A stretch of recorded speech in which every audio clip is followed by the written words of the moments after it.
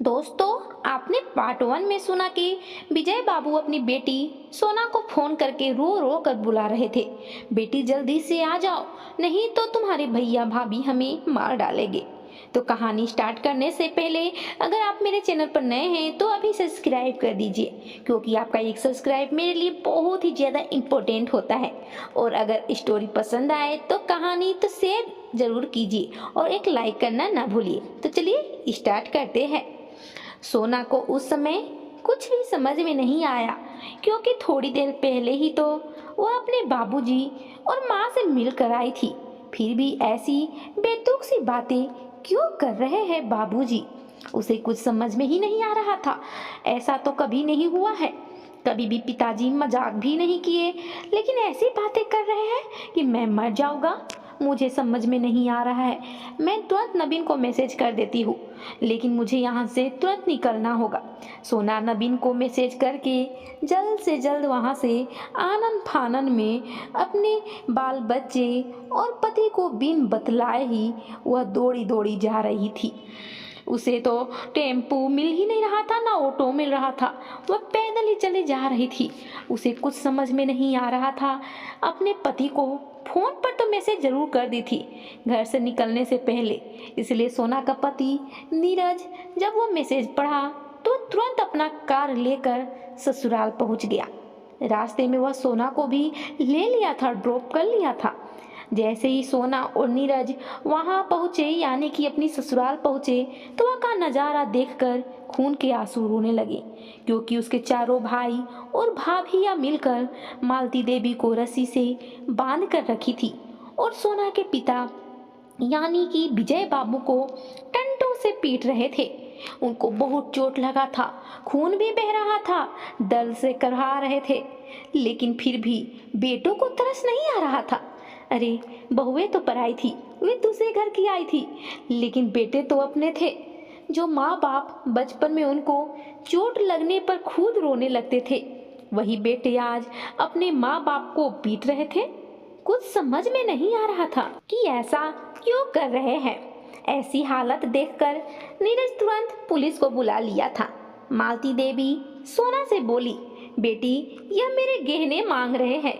जब हमने बोले कि मेरे पास नहीं है, तो इन्होंने बोला कि हम आपकी और सोना दीदी की बात सुन लिए थे। आपने सारे गहने सोना दीदी को रखने के लिए दिए हैं। हम गहने हमें ला कर दीजिए। जब हम मना किए तो इसलिए वो बांध कर तुम्हारे पिताजी को मार रहे हैं। जब हम और तुम उसे दिन बात कर रहे थे गहनों को लेकर, जिस दिन यह हमें घर से फिर से बेदखल किए थे, तब हमारी बात और तुम्हारा दोनों की हम लोग की बात बिट्टू भाई सुन लिया था और वह सभी को बतला दिया अपने भाइयों को। उस गहनों के लिए ही देखो ना तुम्हारे बाबूजी का क्या हाल कर दिए थे ये जालिम बेटों ने। और मालती देवी बहुत रोने लगी। सोना अपने भाइयों की धमकी दी और पिताजी को उनके चंगुल से छुड़ाई। नीरज तुरंत डॉक्टर के पास लेकर गया विजय बाबू को। इलाज चला, दवा हुआ। मालती देवी का भी तबीयत बहुत ही खराब था, ठीक नहीं था, तो उनको भी अस्पताल में भर्ती किया गया था। वह भी सीरियस थी। दोनों की हालत इतनी खराब थी, इसलिए सोना की आंखों से आंसू बह रहे थे। उसकी आंख, लेकिन आंख लाल थे। गुस्सा था अपने भाइयों और भाभियों के प्रति। क्यों इतना कोई गिर कैसे सकता है। पुलिस आए थे तो उन सबको जेल तो उसी समय लेकर चले गए थे, लेकिन सोना भी प्रण कर ली थी मन ही मन कि अपने भाई भाभियों को ऐसी सजा देगी जिससे दुनिया की नजरों में कभी भी सिर ऊपर करके नहीं चल पाएंगे। दुनिया वाले उन्हें ऐसी नजरों से देखेंगे जिससे उन्हें शर्म आएगा, घिन आएगा अपने आप से। उसके बाद में कुछ दिन के बाद जब बाबूजी और माँ सोना के माँ बाबूजी ठीक हो गए तो सोना घर लेकर चली गई। उसी घर में जहाँ पर से चारों भाइयों ने अपने माँ बाप को धक्के देकर बाहर निकाला था, अपना घर मान लिया था। वह जाने से मना कर रहे थे विजय बाबू, लेकिन सोना बोली, अब से ये घर आपका है। 4 हिस्सों में नहीं, एक घर है। अब सारी दीवारें तोड़कर एक घर के रूप में निर्माण करवा दी थी सोना। फिर से जब विजय बाबू और मालती देवी अपने घर में अपना समझ कर रहने लगे थे, उन्हें फिर से अपना घर अच्छा लगने लगा था। घर तो बेटों के नाम पर कर दिए थे, लेकिन पुलिस की डांट फटकार की वजह से सारी सच्चाई उगल दिए और फिर से सोना किसी तरह चालाकी से वही सब कागजों में उस प्रॉपर्टी की भी कागज साइन करवा ली और माँ बाप के नाम ही वह सारी प्रॉपर्टी करवा दी थी। चारों भाइयों को और उनकी पत्नियों को रो रो कर बुरा हाल था। वह विनती कर रहे थे, गिड़गिड़ाए जा रहे थे सोना से, तुम तो मेरी बहन हो, दीदी हो, मुझे जेल में कैसे डलवा सकती हो, बाहर निकलवा दो। लेकिन सोना टस से मच नहीं हुई। सोना बोली, क्या आप अपने बाबूजी माँ के अपने बेटे नहीं थे, पराए थे जो उनके साथ ऐसा सलूक किए? कोई अपने दुश्मनों से भी ऐसा बर्ताव नहीं करता है। जब अपने होकर आप अपनों को दुख दे सकते हैं, दर्द दे सकते हैं, तो मैं ऐसे ही जालिम भाइयों को अपना कभी भी नहीं मान सकती। वैसे भी हमारा रिश्ता तो उस दिन ही खत्म हो गया था। अब तो बस आप लोगों को सजा दिलवाना है, मेरा काम है। मुकदमा चला बहुत लंबा। उसके कुछ दिनों के बाद ही उन सभी को साल भर की जेल की सजा हुई। बस थोड़ी ही सजा हुई और जो पैसे उन्होंने विजय बाबू के खर्च किए थे वह भी देना पड़ा, साथ में पेंशन का कागज भी।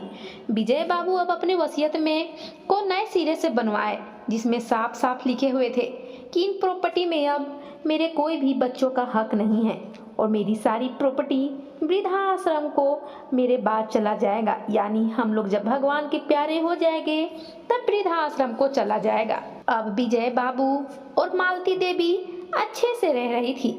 सोना घर में एक नौकर भी रख दी थी, जिसकी वजह से कोई दिक्कत नहीं हो पा रहा था उन्हें कामकाज और खाने पीने में। वैसे ही उन दोनों की जिंदगी बहुत अच्छे से गुजर रही थी। विजय बाबू और मालती देवी की एक सोना ही ऐसी औलाद थी जो उनके दुख सुख में साथ खड़ी थी। फिर भी उसे जमीन जायदाद का लालच नहीं था, क्योंकि उसके ससुराल में कोई भी चीज की दिक्कत नहीं था और नवीन जैसा जीवन साथी पाकर सोना बहुत खुश थी, क्योंकि वह अपने माता पिता के साथ साथ सोना के माता पिता को भी अपना माननी थी और उनका दुख सुख में साथ दिया था। जब तक मालती देवी और विजय बाबू जीवित रहे तब तक बहुत ही खुशीपूर्वक अपना जीवन बिताए और अपने बच्चों को कभी भी याद नहीं किए। उसके बाद सारा जमीन जायदाद वृद्धाश्रम को चला गया। इधर चारों बेटों और बहू का हालत बहुत ही खराब था।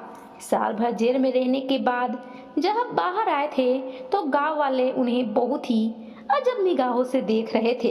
कोई भी उनका हेल्प नहीं करता था, कोई पसंद नहीं करता था और जेल से आने के बाद तो उनके पास कुछ था भी नहीं।